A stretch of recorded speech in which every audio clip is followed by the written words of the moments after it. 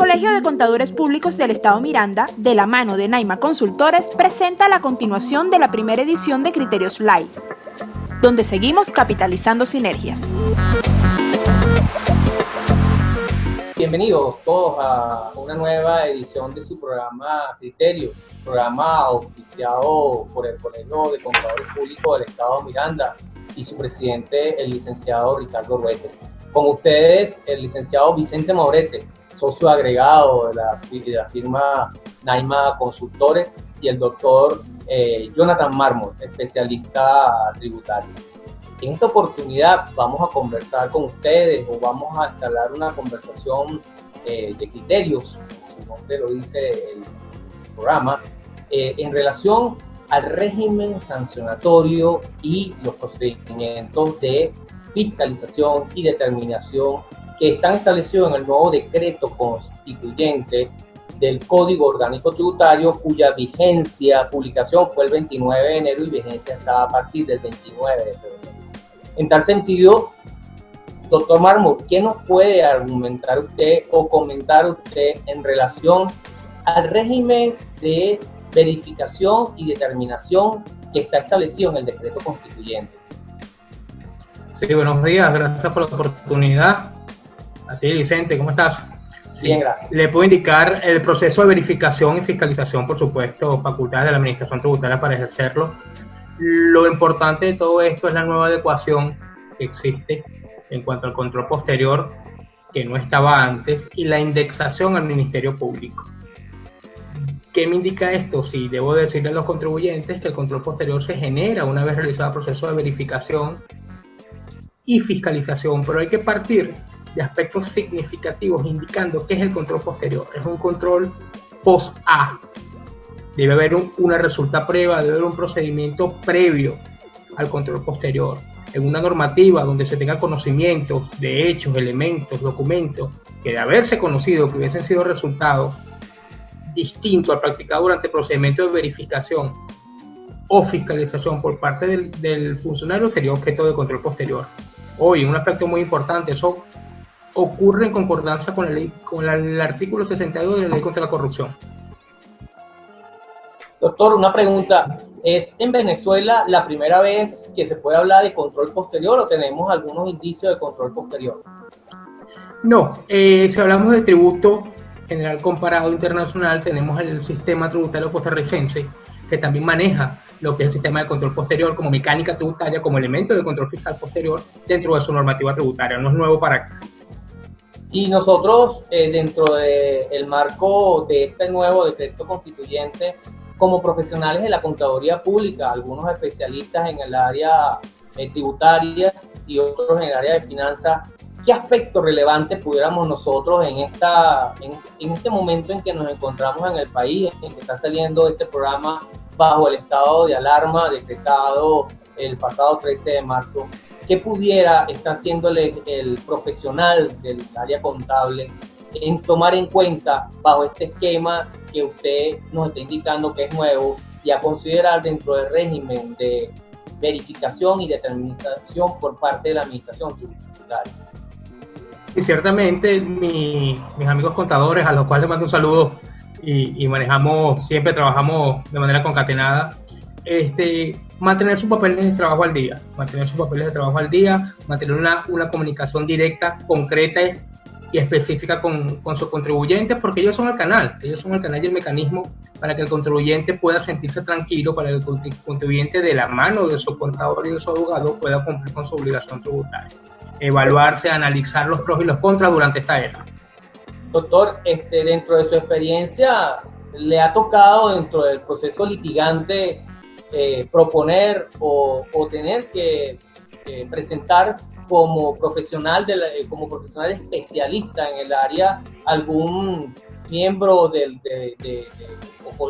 contador público colegiado para soportar la manera técnica algún aspecto dentro de los procedimientos normales de verificación y determinación, y ahora más con este elemento que entiendo nos da una señal de que sabemos cuándo comienza la fiscalización, más no sabemos cuándo pudiera terminar? Sí, por supuesto. Dentro de lo que es el proceso del litigio, ¿verdad? Siempre tengo por doctrina y por norma, y así se lo hago saber a los contribuyentes, que siempre busco el apoyo de los profesionales de la contaduría pública. Son personal experto, personal preparado y en consecuencia concatenado con lo que es el derecho tributario, siempre en materia de litigio, tributaria por supuesto, solicito al tribunal la valoración o el criterio de un experto en contaduría pública.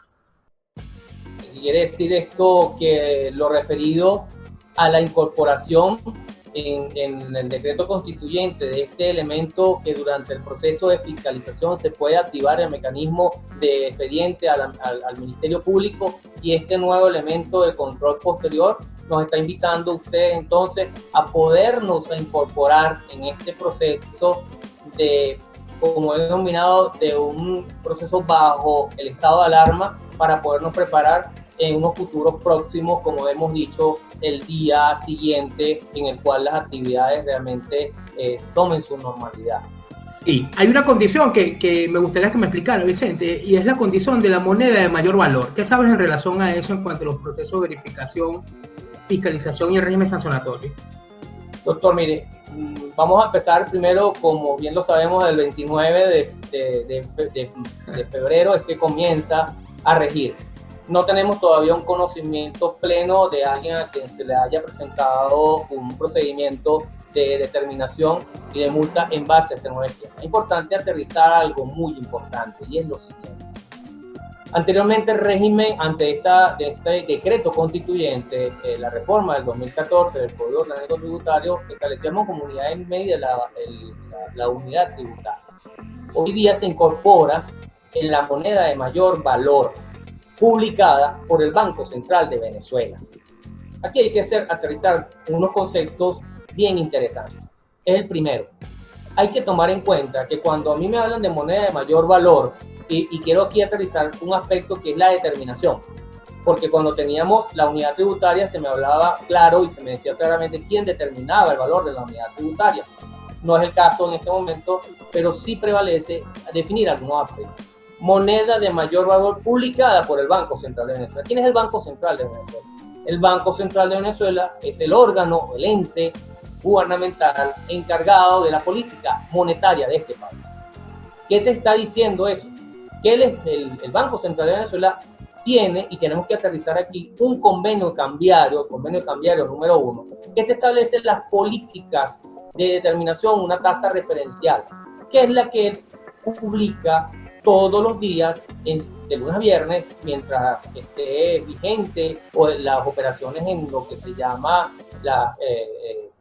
lo referido a los bancos donde se transa las monedas o la tasa cambiaria, y al día siguiente el Banco Central, en un promedio ponderado, publica en su página del Banco Central de Venezuela las 5 monedas extranjeras que han podido promediar y determinar. Eso te lo dice el convenio cambiario número 9.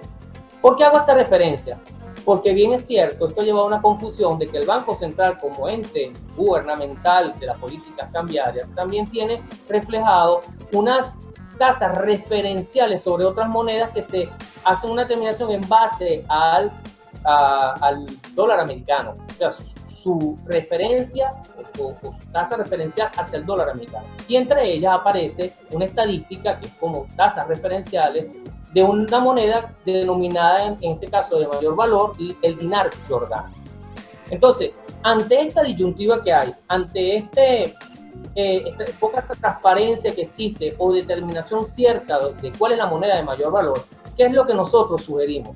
Sugerimos que tú, como profesional, en mi caso de la contaduría pública, tienes razones de hecho, tienes un interés propio en conocer cuál es esa moneda de mayor valor sobre la cual te van a determinar sanción. ¿Por qué? Porque en mi condición de asesor tengo un interés, en base a lo que me establece el artículo 260 y 261 del Código Orgánico Tributario, de poder elevar una consulta jurídico-tributaria a los fines de yo tener bien aterrizado el concepto de cuál es la moneda de mayor valor, si es la que está publicada en la página del Banco Central, que son 5 monedas: dólar, yuan, rublo, lira esterlina o el dólar americano, o por este lado toda la lista de monedas que están en las estadísticas. Entonces, ¿cuál es la invitación en este momento? Como usted nos lo acaba de decir, está en un momento de estudio, un momento de investigación, formular bien mi consulta, formular bien mi criterio, a los fines de poder aterrizar, porque hay algo bien delicado que nos establece este nuevo decreto constituyente, y es lo referido a que tienes un momento de determinación de la sanción, y ahí hay un valor de la moneda de mayor valor, y hay un momento de pago. ¿Cuál de estos dos momentos será el que va a prevalecer? Si las monedas van a ser diferentes. Dentro de ese proceso de lo que es la determinación y el momento del pago, se abre paso pegado a la baranda del régimen sancionatorio de la nueva adecuación. Correcto. Del artículo 101, el numeral 12. Cuéntame un poco de eso. Este nuevo elemento que trae el decreto constituyente del Código Orgánico Tributario en el 101, numeral 12, y es lo referido a no conservar, destruir o alterar toda la información que respalda la emisión de la factura. Factura cuyo nosotros lo hemos denominado que es el primer documento del eslabón de la comercialización. Claro, antes de su emisión existen una serie de documentos como es la cotización, la orden de compra. Es importante que el contribuyente sepa, que el contribuyente se entere que dentro de lo que es la conceptualización del proceso de sancionatorio con esta nueva adecuación, no podemos dejar al lado la Providencia 0071, que establece el proceso de facturación con los elementos formales y esenciales que debe tenerlo. Es importante la acotación de los elementos esenciales y de forma que debe contener este documento primordial, como le he dicho, en la relación comercial. Es lo que nos evidencia la relación comercial. Pero es sumamente importante, pregunta que nos han hecho, doctor, como cuál es el lapso, porque el lapso no te lo dice el propio numeral del artículo 101. Eso nos permite a nosotros poder referenciarnos a lo que el mismo instrumento legal, el decreto constituyente, te establece en los periodos de prescripción, que es el artículo 55, de 6 años de resguardo de esa información, al menos eso. Entonces, ¿qué tendría yo que hacer también en este periodo? Estudiar, analizar, tener criterio, y le doy más fuerte, seguimos dándole fortalecimiento al concepto de esencia de este espacio promocionado por el Colegio de Contadores Públicos del Estado Miranda, donde el criterio que tú sobre todo un criterio pegado al marco jurídico tributario. Correcto, por lo cual ahí le invito yo a usted a que nos indique cuál es criterio, bajo qué formalidad, tenemos cómo documentarlo, tenemos los elementos. Sí, por supuesto. Como todos lo saben, no solo en el derecho tributario, en el derecho general, lo que se alega se prueba. Okay. Esa prueba que tenemos que tener nosotros, yo hago mi declaración, guardo mi soporte de mi declaración, guardo mi certificación de mi declaración. Muy aparte de que lo estoy guardando y que estoy generando y cumpliendo como obligación, estoy preconstituyendo pruebas en un futuro o en una eventual fiscalización por parte de la Administración Tributaria en un supuesto escenario contencioso. ¿Okay? Y es bueno que lo sepas.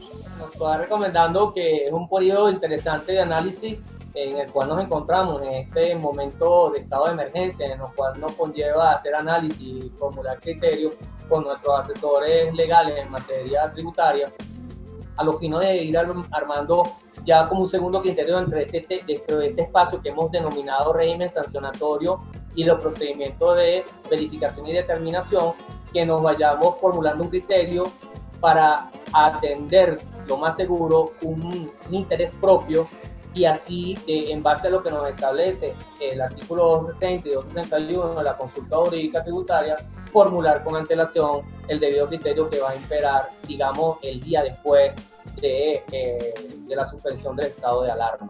Sí, es indispensable la relación directa que debe haber entre contribuyente, contador y abogado. Es una sincronología de manera esencial que deben de tener, porque uno le va a dar la capacidad y va a determinar la situación jurídica donde se encuentra el contribuyente, y el otro es el que hace vida y obra del contribuyente. Entonces, bajo una condición de causa de la fuerza mayor, yo debo determinar junto con mi contador y mi abogado, que son partes de mi equipo de trabajo, en qué condiciones se encuentra mi empresa.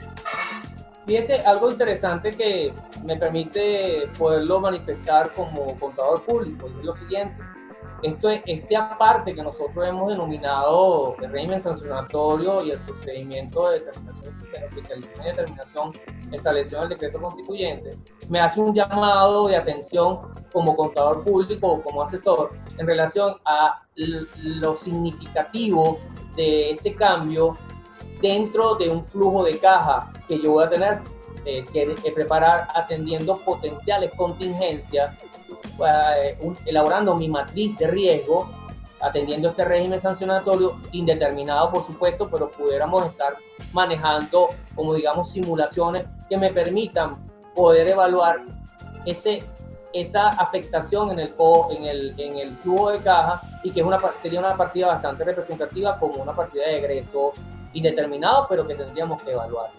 Entonces yo propondría dentro de este esquema unos interesantes aspectos claves dentro de este régimen sancionatorio, como son estas dos consultas de criterios desde el punto de vista de moneda de mayor valor, como de igual manera lo es lo referido a el criterio relacionado a el aspecto que hemos tratado en este punto, y donde lo podemos aterrizar con un concepto claro, porque mi criterio sería que prevalecería y podría tener como un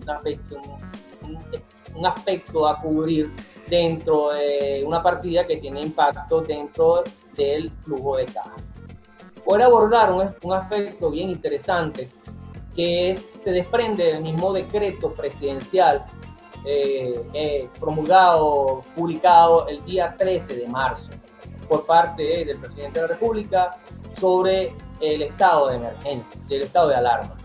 Y en base a ello, a mí me gustaría conocer un poco, desprender de ese decreto los aspectos claves que tendría en este momento el análisis de ese decreto y cualquiera de los elementos que entre ese decreto tienen influencia dentro de la gestión del asesor contador público, dentro del contador público en relación de dependencia, y hasta para los dueños de empresas y en conjunto con ustedes, los profesionales del derecho. ¿Qué nos puede comentar? Y bueno, desde el día 13 de marzo las condiciones jurídicas, laborales y tributarias cambiaron de verdad de manera significativa. Fíjate, el presidente, bajo la fundamentación que tiene, el 237, los facultades para emitir decretos, conjuntamente con el 83 constitucional, le establece el derecho a la salud, le otorga el Estado de tomar medidas necesarias para resguardar la salud. En ese decreto y estado de alarma que él saca, en el 338 constitucional, más amplio en la ley de estados de excepción, llegamos a una condición que se llama fuerza mayor. ¿Qué es la fuerza mayor? Es una circunstancia que no puede ser prevista, evitada, lo cual imposibilita absolutamente para el cumplimiento de una obligación. Ojo con los contribuyentes. Imposibilita absolutamente para el cumplimiento de una obligación. El Código Civil venezolano, en el 1272, me establece que el deudor no está obligado a pagar daños y perjuicios cuando a consecuencia de un causa fortuito o causa mayor haya dejado de hacer aquello que no está obligado. La buena fe se presume, la mala se comprueba. Si tú me preguntas a mí como asesor tributario, si estás en la condición de cumplir con tu obligación tributaria, cúmplela y págala. La desobediencia fiscal no es una opción. En ninguna condición la desobediencia fiscal es una opción. El Código Tributario no establece los lapsos. En una condición jurídica yo podría decirte, Vicente, bueno, pero es que el artículo 10, en el numeral 2, me indica a mí que los días hábiles son los que se toman. Yo podría decirte que estamos en un día inhábil. Pero tengo el artículo 45, donde me dice a mí que el Ejecutivo podrá conceder prórrogas de carácter tributario para el pago de las obligaciones no vencidas, y es muy importante este detalle, un pago de las obligaciones no vencidas, y cuando el normal cumplimiento de la obligación de las deudas atrasadas, también podemos sacar ese decreto. En un complemento un poco más inciso y siendo un poco más acusivo, lo diríamos a los delitos tributarios, ¿verdad? En el título 3 del Código Orgánico Tributario, de los delitos y de las sanciones específicamente, en el artículo 85, donde nos habla sobre los aspectos eximientes de la responsabilidad de los delitos tributarios. Y ahí tenemos la minoría de edad, la incapacidad mental, el caso fortuito y fuerza mayor, y tenemos el error de hecho y de derecho excusable.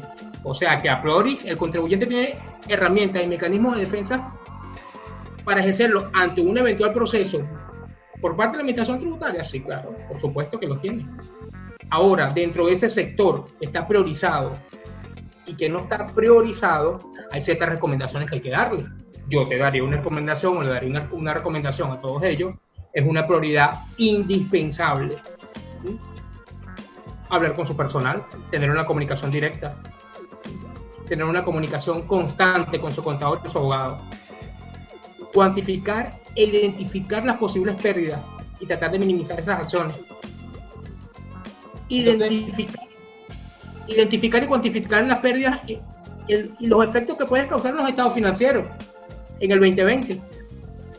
Sí, fíjate, ahí quisiera yo entonces, como para entender un poco este marco jurídico en el cual usted nos está encauzando para tener el criterio ante esta situación, que es número uno, y pudiéramos entablarlo dentro del imperio de la ley, como ustedes los abogados lo establecen en su pirámide de Kelsen, que sería atender lo que nos dice la Constitución de la República Bolivariana de Venezuela en la obligación, el derecho, el deber que tú tienes de atender y coayudar con tasas, impuestos a los gastos públicos. Segundo, tendríamos lo que el mismo Código Orgánico Tributario, en este caso el decreto constituyente del Código Orgánico Tributario, nos enmarca en 4 artículos que usted nos ha mencionado. Y tendríamos también el Código Civil, que nos establece muy bien dentro del capítulo de obligaciones lo que se referiría al caso de fuerza mayor. Y asimismo podríamos indicar lo que te establece el decreto presidencial, que pudiéramos referenciarnos a lo que indica la disposición sexta, disposición final sexta de ese decreto presidencial. Ese decreto. Sí, por supuesto, la disposición final sexta nos indica a nosotros que todos los procedimientos están suspendidos, quedan detenidos. Pero yo me voy un poco más allá, porque también hay que pararse en la acera de frente del contribuyente. Ese contribuyente que, a pesar de esa situación de alarma que tiene, sale todos los días a trabajar. El contribuyente debe cuantificar el efecto de los contratos, ¿sí?, que no pechan cumplidos todavía.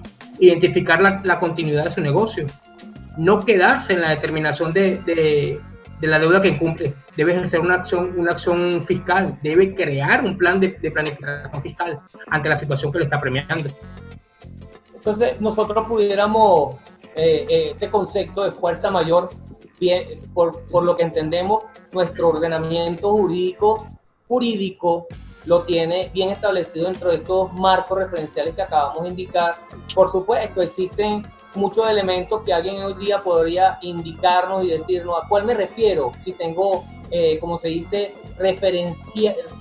una manera de poder referenciarme a un hecho ocurrido anteriormente y pudiéramos contextualizarlo a hechos ocurridos aquí en Venezuela como fuera del país, pero nunca, por supuesto, bajo esta magnitud. Pero fíjese algo, qué interesante suena, como contextualizar un poco. Disculpa que te interrumpa, es importante que lo sepas porque te tengo 2 preguntitas, tú que eres contador. Uno, en la situación de Vargas, que mucha gente me lo dice, fue la población, no fue la población completa, ¿ok? Y es muy importante que lo sepan, que lo sepan. Y la otra, desde el punto de vista tú como contador público, ¿qué herramienta le darías tú a esos contribuyentes que también quieren escucharlo de ti? Fíjate, eso es importante.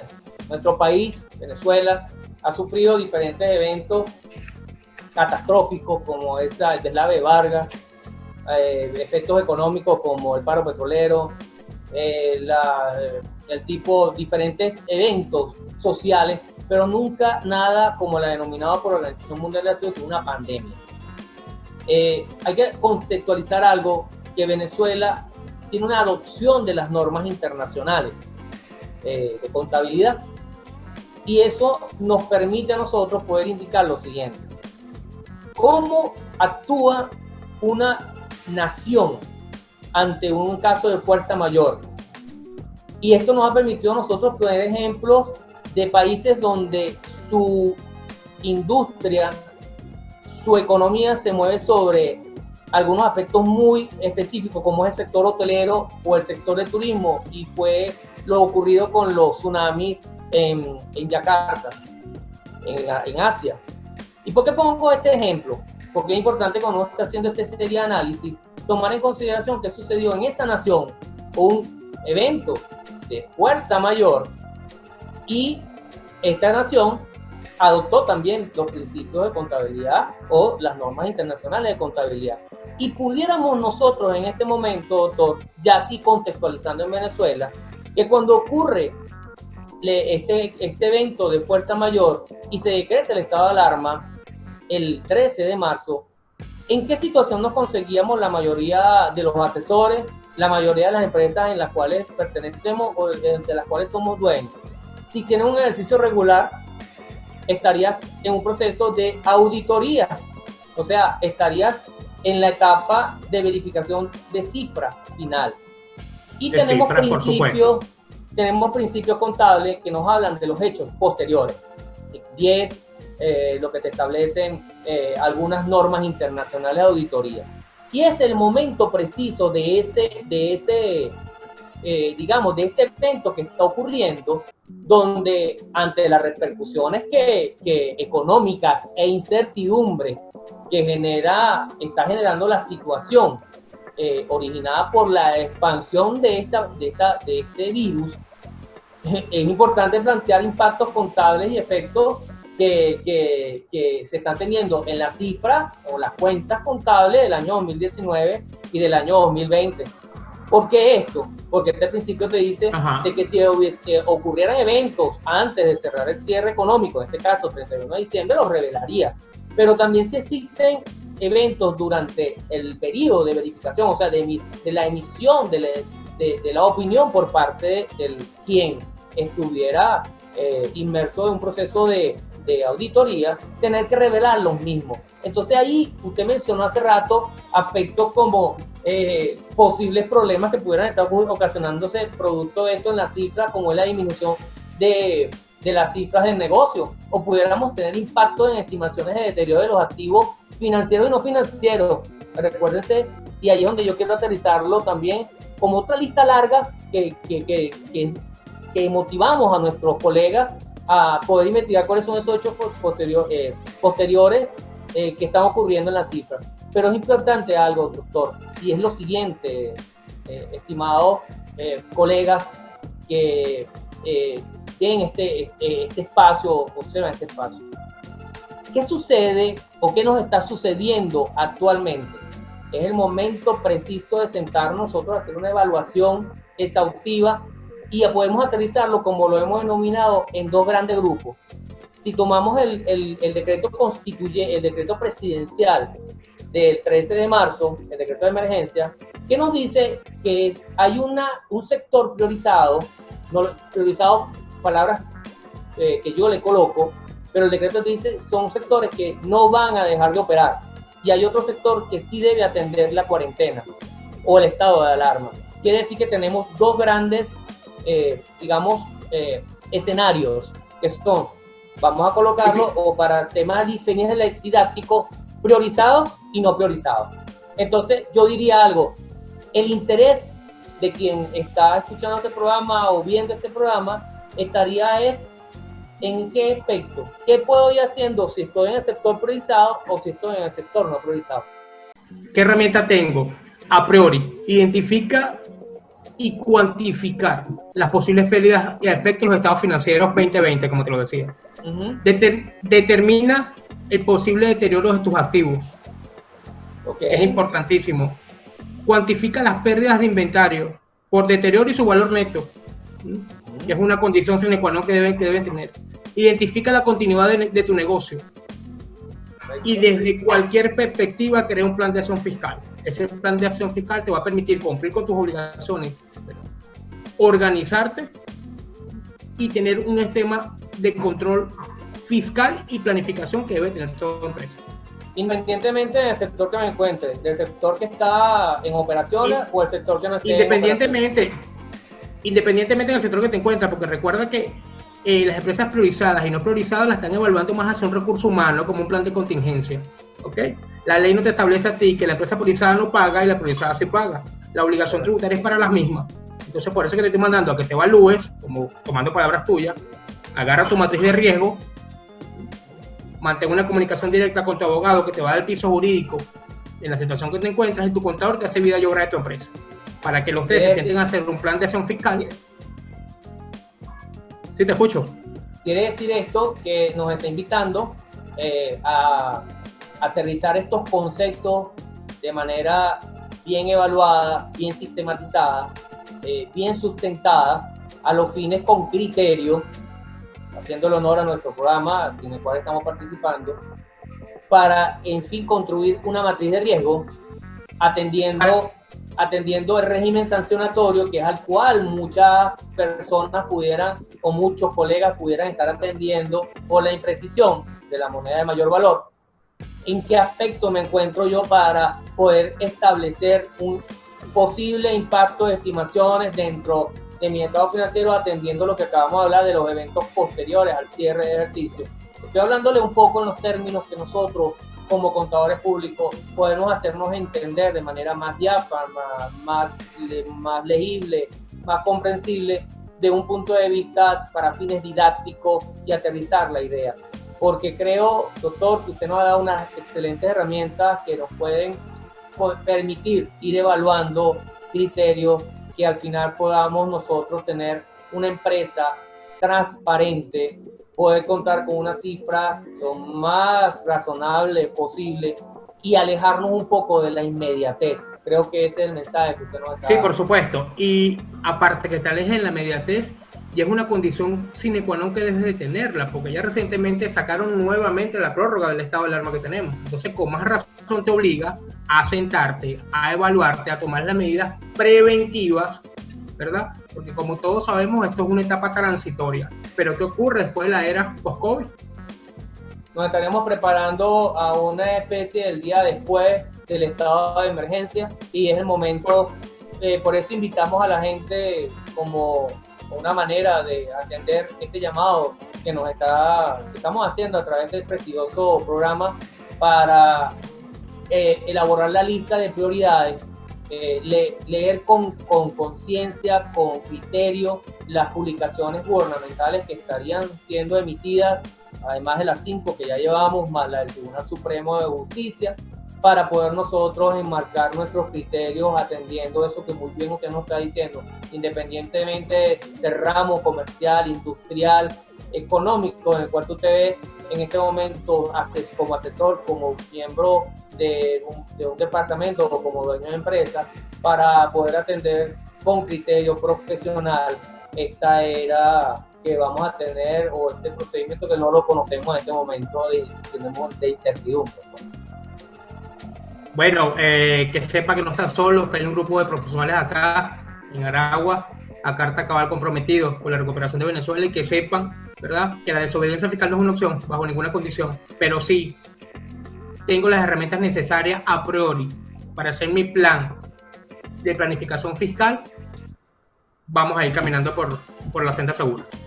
Gracias a ti por la oportunidad.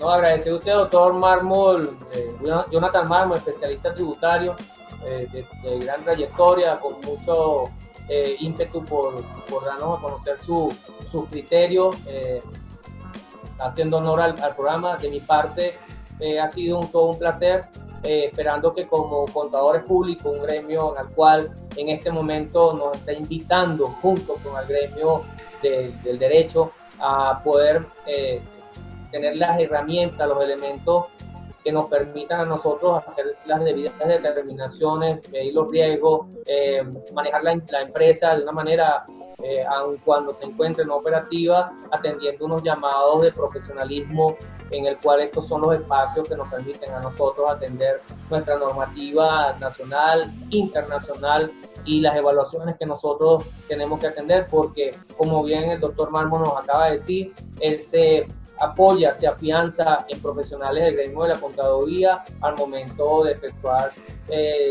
su proceso de litigar y bueno, estamos nosotros para también apoyarlos en nuestro criterio técnico, profesional, a los aspectos que ellos deben cubrir atendiendo al marco jurídico nacional. Para mí, para Vicente Mobrete, licenciado en Contaduría Pública, miembro de la firma Naima Consultores, en el nombre también del doctor Mármol, Jonathan Mármol, ha sido un grato placer contar con este momento para elaborar este espacio de divulgación de criterios que el Colegio de Contadores Públicos del Estado Miranda, con su presidente Ricardo Ruete, nos ha permitido poder hacer llegar a ustedes. De mi parte, un gusto.